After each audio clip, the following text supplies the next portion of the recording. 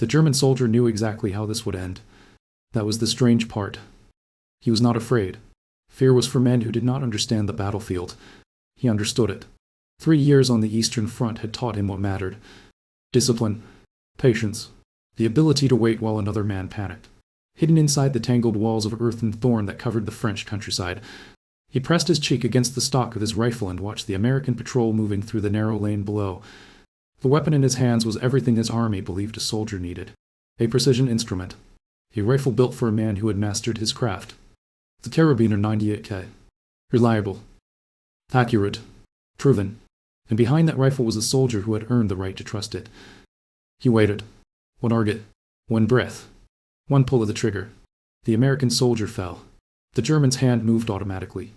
The bolt lifted. The spent cartridge ejected. A fresh round entered the chamber. Again. The rifle fired. Again. And then something happened that did not make sense. The Americans answered. Not with a careful rhythm. Not with trained riflemen taking deliberate shots. With a storm. A continuous wave of gunfire that seemed to come from every direction at once. The German worked his bolt faster. But the Americans did not have to. Their rifles were already ready.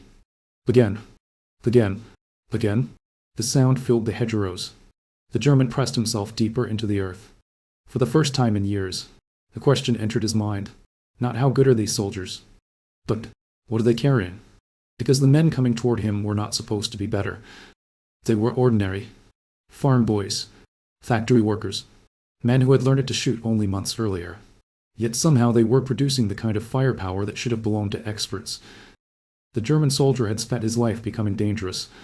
America had found a way to make that advantage disappear. And the decision that changed everything had been made long before he ever reached that hedgerow. Years earlier. Far away from the battlefield. Another man sat surrounded by machines. He was not a soldier. He did not command troops. He did not dream of becoming famous. John C. Garand was a toolmaker. A quiet man who understood something most people never noticed. Machines had limits. But sometimes those limits existed only because people accepted them. For generations, armies had accepted the same idea. A great rifle required a great rifleman.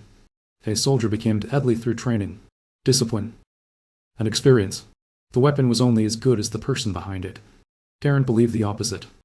The machine could change the person. The weapon could give an ordinary man extraordinary ability. But believing that was easy. Building it was another matter. Every expert around him saw the same problem. A self-minus loading rifle sounded impressive. But war was not a laboratory. Weapons had to survive mud, dust, rain, neglect.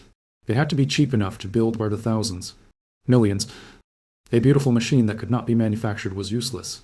The military had already made its choice. Trust the proven rifle. Trust the trained soldier. Do not chase an idea that might fail. Garand had a decision to make. He could accept the limits everyone else accepted, or he could spend years proving them wrong. He chose the second, and that choice would consume the rest of his life. Garand did not begin with a battlefield. He began with a problem. Every rifle fired a cartridge. The explosion sent a bullet forward, but it also created energy that disappeared. Garand wondered, what if that energy could do more? What if the rifle could use the force of its own shot to prepare the next shot? A weapon that could fire again without the soldier removing his hand from the trigger. A weapon that transformed speed from a skill into a mechanical advantage. The idea was simple. Making it real was not. For years, Garand built prototypes, then rebuilt them, then destroyed them. Each failure created a new question. Could the part survive? Could the mechanism stay clean? Could factory workers reproduce it? The rifle was not fighting an enemy army. It was fighting doubt. And doubt was winning, because every failure seemed to confirm what the experts had predicted. The dream was too complicated, too expensive, too ambitious. Garand had spent years chasing something the world believed could not exist. Then came the moment when he had to decide whether to continue. The safe choice was obvious. Walk away. Return to ordinary designs. Build something acceptable. Something that would not embarrass him. Instead, Garand made the decision that defined him. He refused to simplify the dream. He would not build the rifle people thought was possible. He would build the rifle soldiers would need. But a weapon is only an idea until someone chooses to trust it. And that decision belonged to someone else. The United States Army had to decide whether to replace a rifle that had served for decades with a machine that had never existed before. The risk was enormous. A rifle was not just equipment. It was the foundation of infantry combat. Every soldier depended on it. Every mistake would be paid for on the battlefield. The army had two choices: protect the proven system, or gamble on the future. In 1936, the decision was made. The United States Army adopted John Garand's design as its standard infantry rifle, the Moen Garand. For the first time, major military power gave its ordinary infantrymen a self-minded loading rifle as standard equipment. Not a special weapon, not a limited experiment. Every rifleman. The decision was irreversible. America was no longer building soldiers around the rifle. It was building the rifle around the soldier. But the battlefield had not yet answered the most important question: would the machine actually change combat? Because an invention is not proven when it leaves the factory. It is proven when someone's life depends on it. And soon, millions of American soldiers would carry Garand's decision into a war where every advantage mattered. The rifle entered the war before the soldiers carrying it understood what it represented. To most men, it was simply equipment. Another piece of steel and wood issued before deployment. A serial number. A cleaning kit. A responsibility. But hidden inside that rifle was a decision made years earlier. A decision that said the average soldier did not need to become an expert marksman to dominate a battlefield. The machine could close the gap. And the first men who would prove that idea were not elite troops. They were ordinary Americans. When American infantry reached the battlefields of Europe, they brought something their enemies had spent years dismissing, a weapon that seemed almost unfair. The Moen Garand did not make soldiers more accurate. It did something more important. It allowed them to remain dangerous after the first shot. A bolt-action rifle demanded a rhythm: fire, reach, cycle, reload, aim again. Every shot required a physical interruption, a moment when the soldier stopped fighting to prepare for the next fight. Garand removed that moment. The rifle used the energy of each fired cartridge to load the next round automatically. The soldier's hand stayed where it mattered, on the trigger. The difference was not just mechanical. It changed the psychology of combat.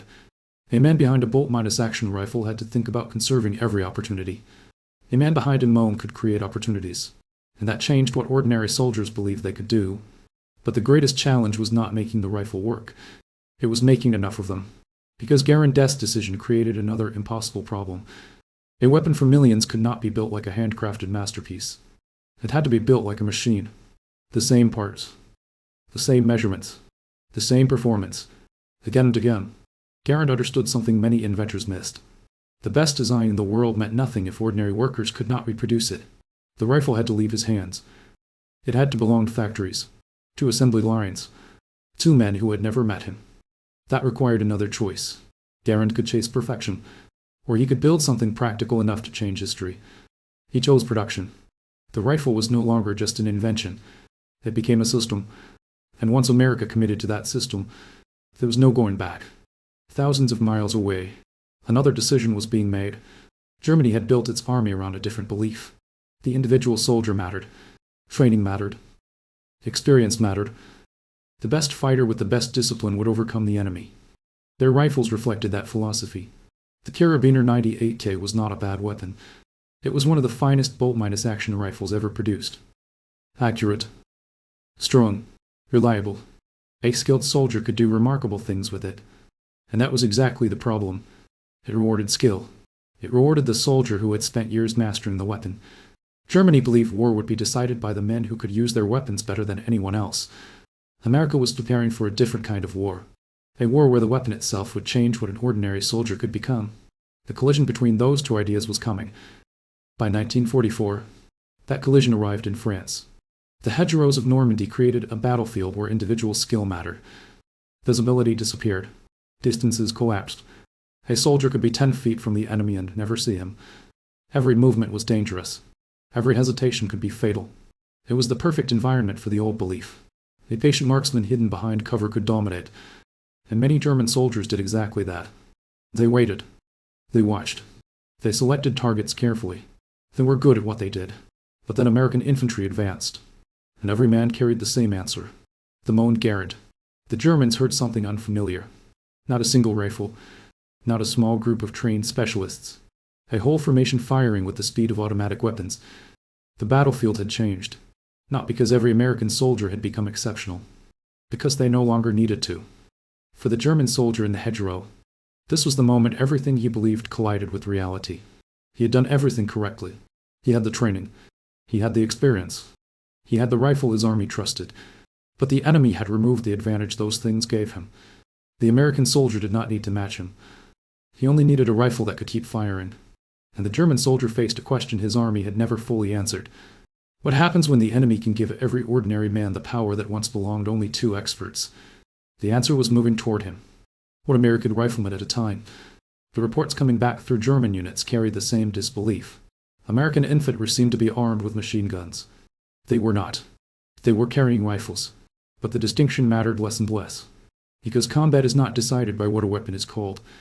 It is decided by what it allows a soldier to do. The Montgarron transformed the rifleman from a single minus-shot attacker into a constant source of pressure. The old battlefield rhythm was gone. The pause between shots was gone. The moment of vulnerability was gone. And once that disappeared, the experienced rifleman lost the advantage he had spent years building. But the weapon that changed the battlefield created a new problem. America had proven its idea. Germany had to answer it. And Germany understood something dangerous. The future did not belong to the best marksman. It belonged to the soldier carrying the better system. The Germans began searching for their own answer. They developed